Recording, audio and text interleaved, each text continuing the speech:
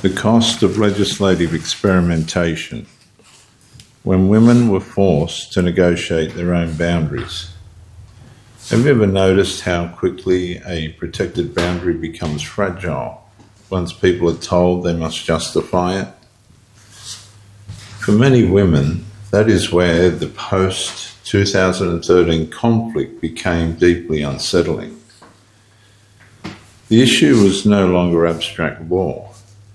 It was the question of whether women could still name, defend and preserve female-only spaces without being treated as unreasonable, exclusionary or politically dangerous. Kirralie Smith entered this moment as a public voice against what she saw as the intrusive overreach of the amendment framework. Her concern was not merely that new protections had been added. Her concern was that existing protections for biological women were increasingly being treated as negotiable. A female changing room became a policy question.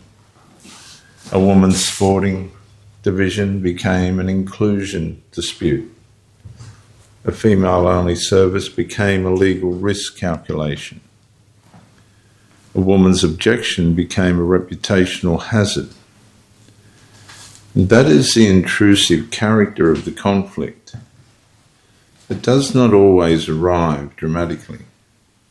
It enters through forms, guidelines, codes of conduct, funding conditions, tribunal pressure, institutional fear. One layer at a time, women are asked to accommodate, adjust, soften, reword, accept, and remain silent. Kirralie's circumstances sit directly inside this pressure point. She became controversial because she refused to treat women's sex-based rights as disposable leftovers from an older legal order. She was asked whether biological reality still had legal force. She asked whether female privacy could remain meaningful. She asked whether fairness in women's sport could survive if sex was functionally displaced by identity. And the existential abuse, as many women experience it, is not only loss of access. It is being told that the category women itself must be reopened, redefined, and shared under terms they did not consent to. And that is why the backlash became so intense. Because this was never only about one policy.